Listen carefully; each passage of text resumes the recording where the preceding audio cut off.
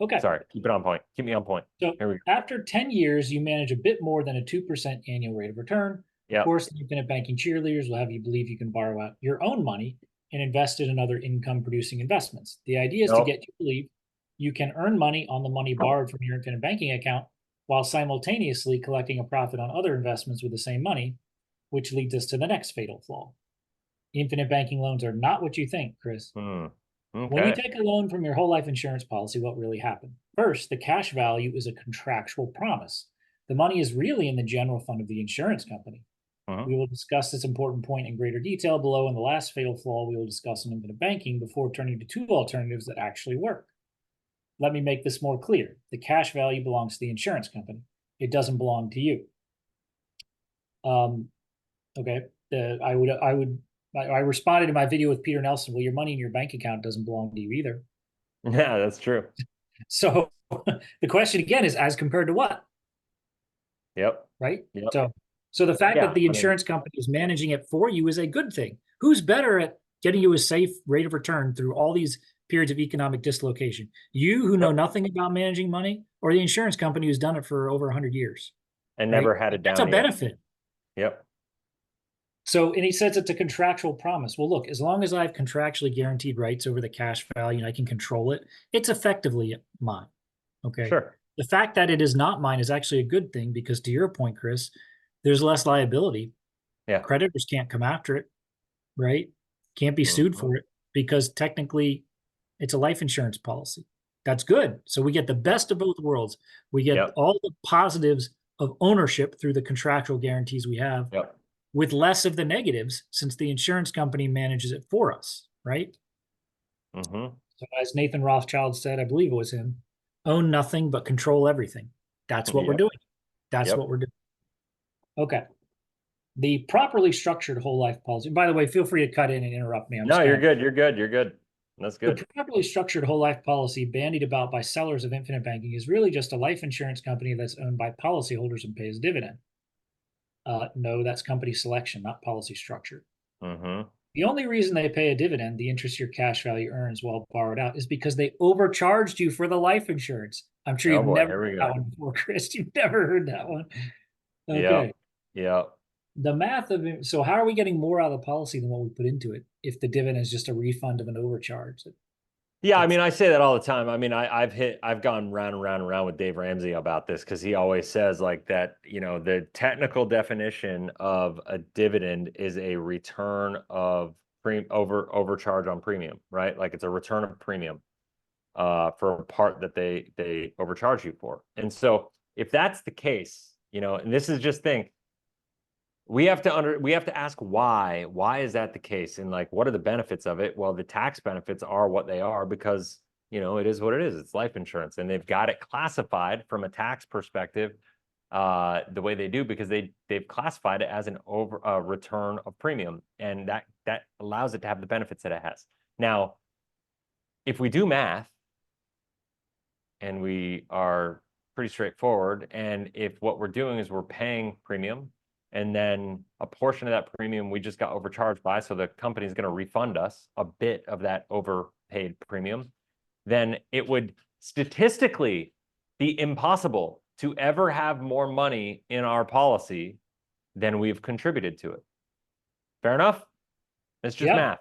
And so Mm-hmm. if that's the case, well then, you know, he'd be right. Like if in fact it was just a return of premium and that's how it actually worked and the math backed him up, that'd be one thing. But in this situation, we have to understand why the rule is there, and that's a whole different video. But what I'll say is this has been around a long time.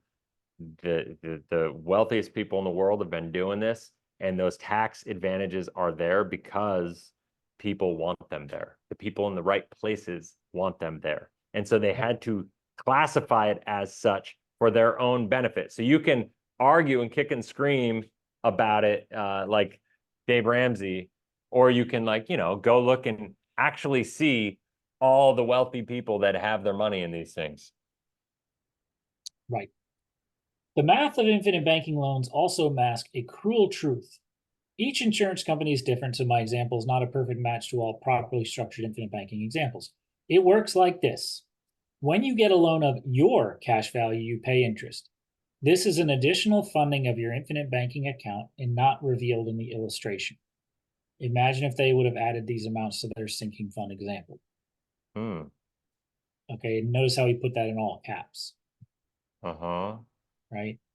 He thinks this is some huge dramatic reveal, right? Yeah, like, so wait Like, a yeah, second. So what he's saying is like, because you don't illustrate the loans, it's like catastrophe. Do you want me to pull up an illustration with loans illustrated on it and show how amazing it is? sure, let's I do can it. show what happened. Okay, so keep Because talking. I'm gonna do in this. the other video, I'm like, yeah, you pay interest on a policy loan. And yes, of course, they're not showing interest in the illustration that you cherry picked, because in that illustration that Yeah. Chris was showing, there's no policy loans, right? Check it. So you If you keep run talking. yeah, Yeah, but if you you, keep talking for a sec. I'm gonna do this policy. I just worked on it the other day and I have it. It'll take me a second to just pull it up. sure, yeah. So as I made the point in the other video with Peter Nelson, Yeah. when you run an illustration, you can absolutely show policy loans and you can show a repayment schedule if you want, or not repaying them. And in those illustrations, the interest that the insurance company is charging you will be included. It's not hidden, it's there. Yeah. And the point that I would make goes back to, as compared to what? Opportunity cost. He acts like the fact that you have to pay interest is this big, huge added cost. Well, it is a cost, sure, but it's a cost you're going to pay anyway. There is always a cost of capital, whether you pay cash, whether you take out a loan from a conventional bank, or whether you borrow against whole life insurance. Mm-hmm. All three scenarios, you pay interest, either directly by paying interest to the lender or indirectly by foregoing the interest you could have earned on that money. So the interest you pay on the policy loan is kind of a wash, right? So yeah, it's there, but he doesn't understand opportunity cost, right? And clearly he doesn't understand how, obviously he doesn't understand how to do a life insurance policy illustration, because we can if we want. And there are many examples where we show policy loans being taken out, right? Where there's interest being accrued Yep. and paid back. So Yep. just let me know when you're ready with that illustration. I Yeah. actually So showed it too. You should be I'm able to I'm share from your end. I'm gonna pull up. Yeah, you may have to like set it up or like click on a thing so I can share. You But what should I'm have gonna do. permission. Oh, you Yeah. did? Okay, cool. So what I'm doing is I have the one without the loans. Um, or I have the one with the loans, and now what I'm doing is I'm going to just clear out all the loans, and I'm going to do one with no loans, and then I want to look at both of them down the Okay. road. You know what I'm saying? Because I think All it's right. really All right. While, important. while you're doing that, let me keep reading because he kind of Okay. elaborates on this a little bit. Yeah, perfect. Here we go. It's so predictable. Worse, the insurance company may charge 5% while crediting your cash value 3% on the monies borrowed out. Yeah, yeah. $1 million in loans means you are pumping an additional $20,000 per year into your whole life policy. This further reduces your rate of return. If you don't make payments, no problem, as long as you have enough cash value to pay for the interest, Excuse thereby me. increasing your loan amount.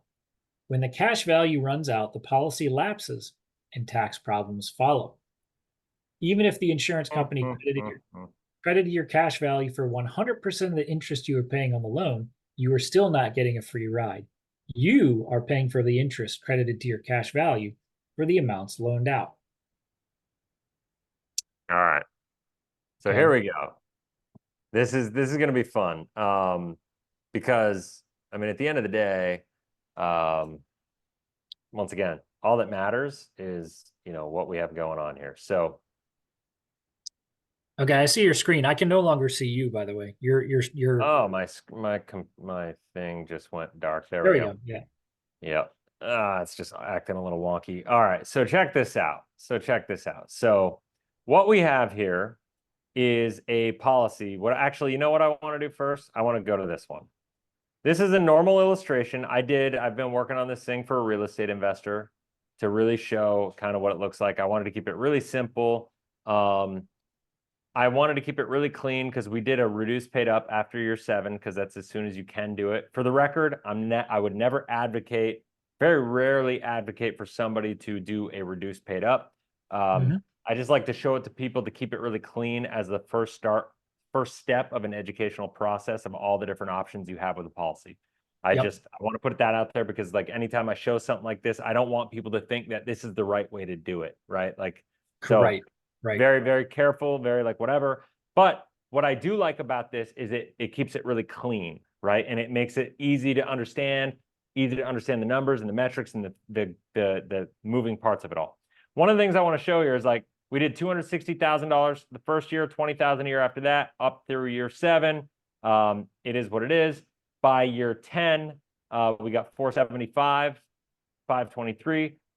We could borrow against this policy anytime, after year 1 or in year 1 even. But the only thing is the illustration software doesn't allow you to show a loan in year 1. You have to show a loan in year 2, even though you can technically take a loan against the policy starting in, within the first 30 days. That it's just a glitch in the software. They don't allow you to do it. So anytime you illustrate, you have to show year 2. So I just say that because I think everybody needs to know, because that's why I started in year 2. One of the things I want to show is this number, $726,044. Everybody remember that number, okay?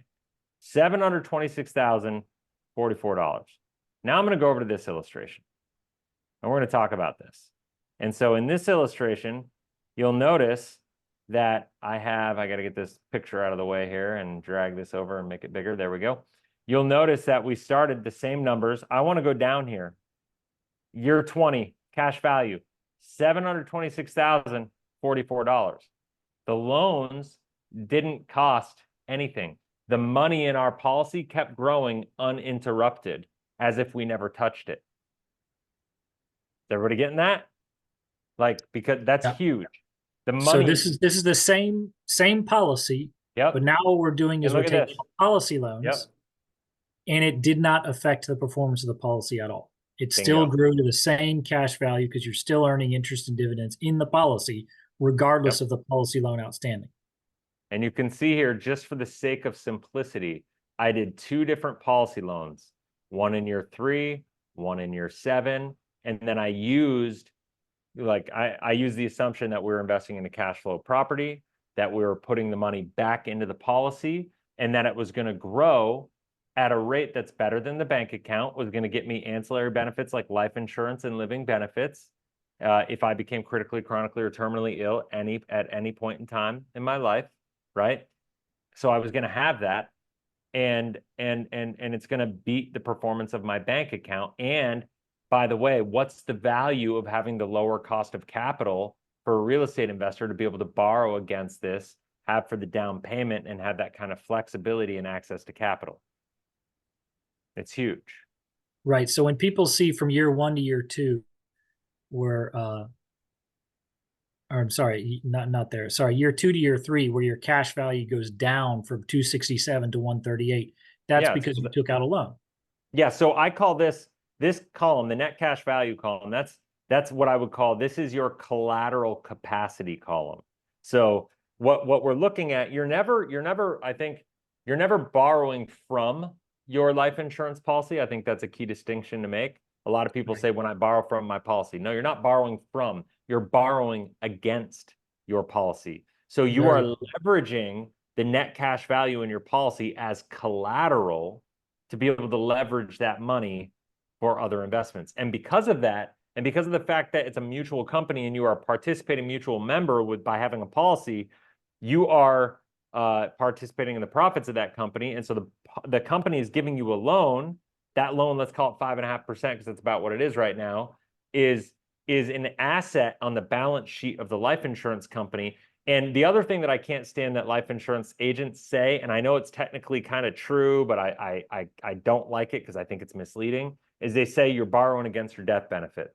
No, you're borrowing against your cash value, and they're guaranteeing the loan with the death benefit, is how I kind of like to describe it. Because of the fact that if we say you're borrowing against the death benefit, a lot of people go, well, I got 3.9 million, so I can borrow against 3.9 million. So a lot of people think I got access. I just had a conversation with a guy the other day. It was like, what do you mean I don't get access to 3.9 million? It's like, dude, like, it's not that good. Like, that would be too good to be true. That would be too good to be true, right? Then you got to be cautious. The insurance company would go bankrupt. Like whatever. You borrow against the net cash value and you guarantee the loan with the death benefit. Is kind of how I describe it, even though that's not the technical terms. That's to me, the more accurate way to communicate it. Yep. And I want to point out the net cash value goes down when you take out the policy loan. Your Yep. gross cash value goes up. Okay. Similar to the way when you borrow against your house, the value of your house keeps going up unaffected by that outstanding loan. If you're collecting rental income from that house, it keeps coming in regardless of that loan outstanding, right? And case in point is this number here, that 726,044, right? Right. And here with no loans, I switched over to the other illustration. No loans here, it just keeps going up, no negative years, cash value's high. Is the fact that you got 726,000, like, okay, you end there the same time, but on the back end, this is really the number, even when you have a loan, that you're earning dividends on the whole time. These are really the numbers that you're dealing with. And so, but I will say, in order for this to be the case, in order for this to be the case, you do need to work with a non-direct recognition company, because if you work with a direct recognition company, these numbers will change when you take policy loans. So I think that's a key distinction to make. Right. So the net cash value is showing you your collateral capacity, but the gross cash value is how much is still earning for you. So you can only, so in year 6, you can only borrow another 32,000. That's all you have available to you, but you're still earning on 384,000. Yeah. So we could look at this right there, and we could say, just to keep apples to apples, 293, 992 in year 3, right? 293, 992. Remember that number. So in year 3 here, you got 138. So your gross cash value that you're earning is at 293, right? 992. Whereas your net cash value is the 138. So that's leverage. That's just leverage, because now you're paying simple interest. Now his argument is going to say, well, you're only earning, on this number. We could just do the math here, and we could say, all right, on that number here, let's see here, you're earning on 293, the increase in cash value is 26,000. So out of the money that we have, we got 293, and I'm just going to keep it really rough, but 293 and then 26. Oh wait, I did it wrong. 26 divided by 293. In that situation, on the cash value, like, it's pretty crazy. You're looking at like a 6% return on that number, which is high, but that's just because we're early. Because when you look at, oh, no, I got that wrong. The dividend is what we're looking at. I got the wrong number. 11 divided by, because I was like, that's way too high. That's way too high. That's too good to be true. You're looking at 3.75. That's more like it, right? That's the dividend. And that doesn't include, by the way, the guarantee. The dividend doesn't include the 2% guarantee. And so that's just a 3.75% dividend on here this year, just on the cash on what's in there. Now, yes, there are fees and expenses and insurance charges and everything behind the fact that that's why we have less money in the policy than we have contributed. But those fees are very front loaded, and they disappear. You know what I mean? Effectively, like, if you handle it right. And so, like, when you look at this thing from a long-term perspective, it becomes a big no-brainer, and the fact of the matter is, the proof is in the pudding. These numbers don't change. That 726 at year 20, that at year, where's eclipse a million? At 68 years old, you got $1 million in net cash value here. Look at, you never paid on it at all after year 8, but it keeps growing, and you do the math, and look at this. You got $1 million, okay? Got $1 million, and it's growing at 4%, $40,000. You didn't contribute anything. It's growing at 4%. When you think about that, like, what is the value? If you know anything about personal finance and understand the 4% rule, the fact that you have this asset that is as ironclad as results get, and it's going to get you that 4% as a volatility buffer, as a bond alternative in retirement, as all these different things. Plus, you have access to the death benefit while you're alive, in case something happens to you. You become critically, chronically, terminally ill, and you need that to pay for alternative medical treatment. I shared the story about how my father-in-law, was saved from pancreatic cancer, being able to have access to capital and not just get killed by chemo and radiation, because we were able to pay $250,000 out of pocket for alternative treatments. you Yeah, know? I don't think in his article that he is going to mention, because he's probably not aware that, oh yeah, and you can use that death benefit should you become critically, chronically, or terminally ill, you can Right. start advancing yourself that death benefit. I'm pretty sure he's And not aware of that and my advantage because he's question myopically focused on what is the internal rate of return on the cash value in the early years. and my That's question to that's the only people thing that watching, matters. and the thing is, if you're watching this and you're like thinking to yourself, my question to you is like, you can't put a value on that number, right? Like, or about the value of that, right? Like that's different for everybody. There's not a monetary value. I mean, I guess we could calculate a monetary value, but it's really about like, what do you want your life to look like and what kind of protections do you want in place? And what I know to be true is 70% of all bankruptcies in retirement happen because of medical problems. So what if you could have this one account that would be a bond alternative, which, let's face it, everybody's going to need a little bit of that in retirement. So you could have this one account that would do that and protect you against 70% of all bankruptcies in retirement. I don't know. Color me stupid, but like that just seems like a no-brainer to me. Yep. As long as you're myopically focused on return on investment, you are playing into Wall Street's hands. Yep. So, okay. Here we go. Yes, each insurance company whole life policy properly structured for infinite banking will vary, but it's easy to see you are not getting something for free. If you use the same method with a sinking fund, as we discussed above, your account balance, a de facto cash value, if you like, will increase. And that is what you want from your sinking fund if you want to maintain buying power as prices climb over time. No magic involved. Now we turn to the last fatal flaw of infinite banking we'll discuss in this article before offering two methods that do work, no insurance required. You can't have your cake and eat it too. Here is one nightmare infinite banking proponents never want to talk about. When you die, what happens with your whole life insurance policy? Your beneficiaries get the death benefit as promised in the contract between you and the insurance company. Wonderful. What happens to the cash value? The insurance company keeps it. I'm sure you've never heard that one before, Chris. Yeah. I Yeah. guess we Well, we both already better talked. quit. I mean, I We already better talked quit, about that. Chris. We've been wrong this whole time. We didn't know Yeah. that. I didn't know I that. know. Somehow none of us knew that, or we were trying to hide it, sweep it under the rug. I guess your decades No, of experience in life insurance, I Chris, you know. missed that one. You Well, missed it. I mean, we already talked about it, right? Like Yeah, no, it's we already covered insane. that. We already covered It's insane. Like the fact that people like that's their argument. It's like, come on, guys. This Like, is one of the greatest, to your point, this is one of the greatest selling points of whole life mm-hmm. is the leveraged death benefit. Okay. Yeah, I mean, in this situation, go back up to the numbers, go back to the illustration, because he's pointing at $1 million and 600,000. So the option could be I could have a $600,000 term policy and $1 million in a bank, which is going to be taxable, or I could have 1.6 million in life insurance, combined, or like $1,034,000 my net cash value. Let the life insurance company effectively keep that and take the 1.6. That way it all passes on tax free. I mean, I guess if you enjoy paying the government more in taxes, then follow this wealthy accountant's advice. But like, to me, like, he doesn't sound like he helps many wealthy people.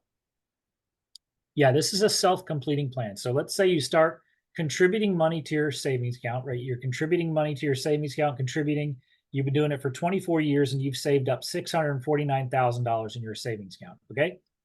And then you die. Mm-hmm. Your heirs get $649,000. That's it. Okay. With this savings account, you're saving up, you've been saving for 24 years, you have $649,000 and you die. Your Yep. heirs get $1.6 million and there's no taxes due on any of that. So when you take out a whole life policy, you have started a self-completing plan to save money. So if you die or have a long-term care event or a chronic or critical illness before you complete your plan, the insurance company completes your plan for you, tax-free and risk-free, no market risk. This is the phenomenal selling point of whole life, and they treat it like it's a bad thing because they don't know how it works. Yep. And in fairness to them, I mean, if they contributed 600 whatever thousand, it's not going to be just 600,000 in today's market environment because they're going to have a little interest return over that period of time. But we don't know what the interest rate environment is going to do for savings accounts. If the Federal Reserve cuts rates and whatnot, then those rates will go back down.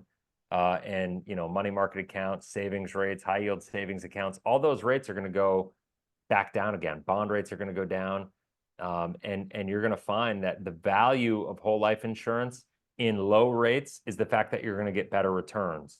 The value of whole life insurance in high rates is that you have access to cheap money and you have the ability to control the cost of capital in a way that no other investors do.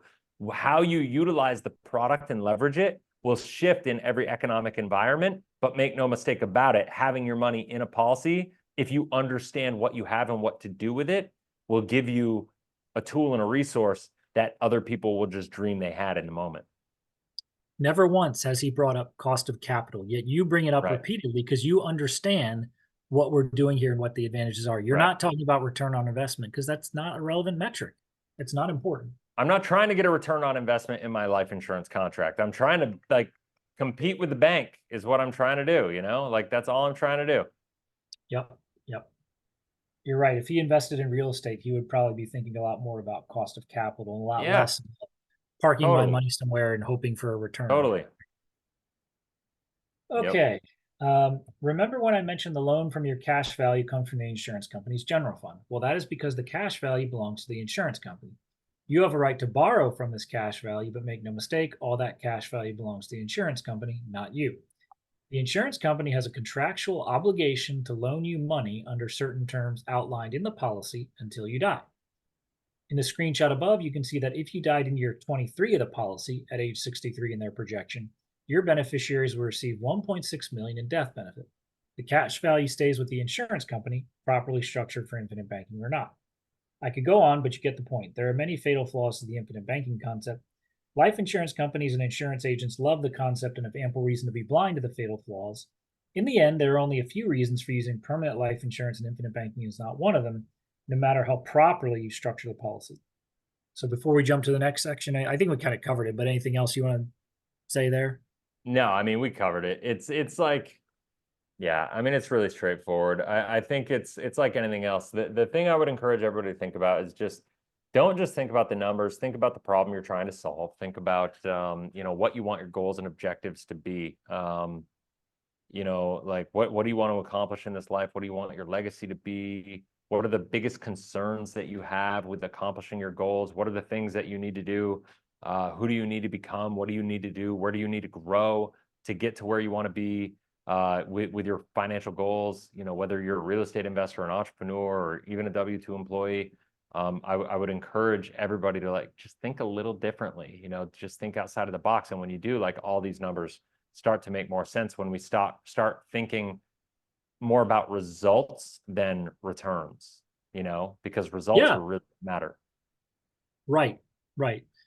Results, exactly, because a result doesn't equal a return on investment. Right, and that's why I go back to my college professor that had never run a business. It's like and I've gotten to the point where I'm hardcore, if you have no fruit on the tree, if you have no results in life, I really don't care about your opinion. Because you could talk to me all day long about theory. It's why I rip on all these IUL agents all the time. It's because you could talk theory, but you have no results. There's nobody that's done it with what you're saying successfully over a 25, 30-year period. It's never happened. Never, not once. So you could talk to me about theory all day long, but I care about results because that's all that really matters. That's what impacts people's lives, actual results. Right. Okay, so now we've gotten to the point where Peter and I had gotten to in our series. Now we're getting to the new part where he's going to show you some alternatives to infinite banking that actually work. And actually, some of what he proposes here is actually good. I got to give him credit, and shows that he actually somewhat understands what we're trying to accomplish with infinite banking. So the first one is kind of his ham-fisted attempt at a strategy I think you and I both believe in, and it'll become obvious pretty quickly what I'm talking about, right? So I don't disagree necessarily with his alternatives here, but you can do both, of course. It's not an either-or scenario. But okay, infinite banking alternative. The first infinite banking alternative is only available to certain people with debt or a mortgage works best. This in no way means you need to go into debt so you can use this strategy. The next strategy is a variation of this strategy where no debt is necessary. The only reason why I start with this strategy is because it can generate a larger return for some people, and it also helps you get out of debt faster. Here's how this strategy works. You will need a mortgage and line of credit. You move a portion of your regular mortgage to the line of credit. Your regular mortgage is now paid down a bit more than it would have been. Instead of keeping more than a token amount in your checking account to pay bills, you will drop the money into the line of credit. You now pay no interest since that amount is no longer borrowed. When you need money to pay bills, you can transfer money from the line of credit back to your checking account. Your rate of return on your everyday float is the rate of interest on the mortgage. So this is a very, very, very ham-fisted, okay? hmm Let me explain what he's trying to say, even though he's making a mess of it. I Yeah. agree with this strategy. Let Yep. me finish reading. So he says, caution, if your line of credit has a higher interest rate than your mortgage, this strategy runs into problems. Actually, that's not true. When interest rates were very low for a decade, this strategy worked better. If your mortgage has a higher rate, you can still use this strategy as long as the line of credit interest rate is similar or lower than your mortgage interest rate. So he doesn't understand the difference between amortized interest and simple interest. Yep. So this strategy actually does work, even if the line of credit interest rate is higher than your mortgage. Okay. So Yeah. I'm going to take this to it. So he's saying, take out a line of credit and use it to chunk down payments on your mortgage. You can actually take that a step further Yep. and do what's called velocity banking. Chris, familiar with this strategy? I am. I think it's a great strategy, and it is analogous to infinite banking, although it's not the same. Okay, so what you're going to do is replace your mortgage with a first lien HELOC, home equity line of credit, and then run your cash flow through that first lien HELOC. You'll end up paying off your house in a much more efficient manner, and you'll have a much more efficient cash flow management tool, okay? Because the line of credit Yep. only charges simple interest, whereas the mortgage charges amortized interest. And we don't have time to explain all of velocity banking here, but Right. I'm going to give him credit for bringing this up because it shows me he does sort of understand what we're trying to accomplish with infinite banking. Because it is true that a lot of the same benefits from infinite banking you can get from velocity banking. What you're doing is you're running your income into an asset that appreciates your house. And then you're borrowing against that house using a line of credit. Meanwhile, your house keeps going up in value. You keep benefiting from equity buildup. Okay. But That is they're great. not the same thing either. Like they're No, not they're- mutually exclusive of each other. Like you can do infinite banking and velocity banking at the same Yep. time. Yep. And here's the difference. So what's the difference between velocity banking and infinite banking? Okay. Infinite banking is about control. So when you run your money through your home equity line of credit, who has control? Not you. The bank sets the terms of borrowing against the line of credit. Right. Okay. And they are in control. That's the first and the main difference. When you take out a policy loan against your whole life insurance policy, you have control. You decide what the repayment terms are. It's completely up to you. So that's the first main difference. And there are many, but the two main ones is that. And the second one is your house is not guaranteed to grow in value every year, right? If you borrow against your house, you could run into trouble, right? Sure. Could be issues. Go back to 2007 and 8. See how it goes. Yeah. Whereas your whole life insurance policy is guaranteed to go up every year. So it's totally safe leverage when you're borrowing against it because the collateral is pristine. It's guaranteed. So velocity banking is analogous to infinite banking. And I think it's a great complementary strategy. And I want to give him credit because I agree with him on this strategy. I'm not disagreeing with him. I think he isn't explaining it very well, and he's doing it in a limited sense. Take it to its logical conclusion. Just get rid of the mortgage altogether. And he shows again, he doesn't understand what the numbers mean. He claims this only works if the line of credit charges a lower interest rate than your mortgage. Well, that'll never happen. A line of credit is always going to charge a higher interest rate. And the reason why they have to do that is because they're only charging you simple interest. So if they charged you a lower interest rate, they couldn't be profitable on it, right?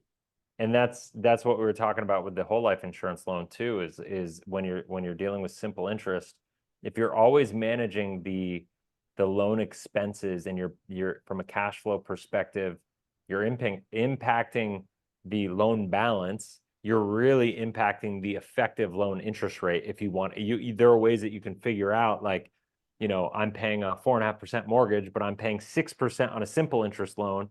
Well, depending on how you cash flow that 6% simple interest loan, the effective rate is probably going to be lower than the 4.5%, or it can be lower, right? And so once again, it's not all the same. And he's talking about them like they're apples and apples and they're apples and oranges. Right. And I could pull up a spreadsheet and show you how the first lien HELOC with a significantly higher interest rate than the amortized mortgage will give you much more efficient and effective pay down schedule. Totally. But I also want to go back to earlier in the article, he made a lot of promises that he promised you, Chris. First of all, he says there's no free lunch in whole life insurance, but he promises you with his strategy, you do get a free lunch. So he shows, so back up here, I want to show his promises. Okay. So once I expose the fatal flaws within the infinite banking concept, I will share a strategy that actually delivers on the promises of infinite banking without the need of a bank or insurance company. There are no products to buy, and I will sell you nothing. You keep all the money. Without the need of a bank or an insurance company. All right. Right. Okay. So to take out a home equity line of credit, you go to a bank. You need a bank. Wait, was this velocity banking? Was this his sell? Yes. Was this his yes. Oh, yes. wow. So he's just like a liar. So he said, without the need of a bank. Well, you need a bank to take out a line of credit. Where are you going to get a line of credit without a bank? I want to know this. Or insurance company. Well, let me ask you this, Chris. If you're going to take out a line of credit against your house, will they allow you to not have homeowners insurance? No. You need to have an insurance company involved. They're absolutely, that must be insured. You must have insurance. Of course. So you need both. So with his strategy, you need both a bank and an insurance company, right? Yeah. There are no products to buy. Okay, well, you're buying a HELOC. That's a product, a home equity line of credit. From last I saw, anytime you do a HELOC, there's closing rates, there's interest rates you're paying for. Those are all costs of purchasing a product. Prepare yourself for this one, Chris. The mortgage broker who sold you that HELOC, he makes a commission on the sale of that product to you. I know. I mean, that's just evil, isn't it? Whenever someone makes a commission, we know they're probably a scam artist. Totally evil. So yeah, the whole life insurance agent makes a commission when he sells you your policy. Guess what? When you take out a mortgage or a HELOC, whoever sold you that makes a commission, and you're paying for that indirectly, one way or another. You're paying for that. And guess what?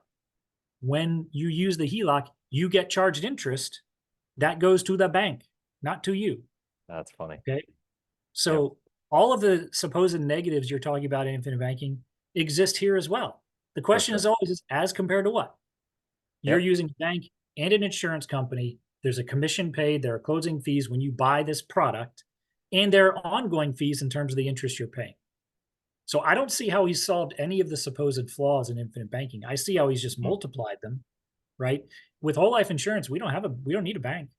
That loan doesn't come from a bank. It comes from the insurance company. I have control over it. I decide if, when, and how I want to pay it back, right?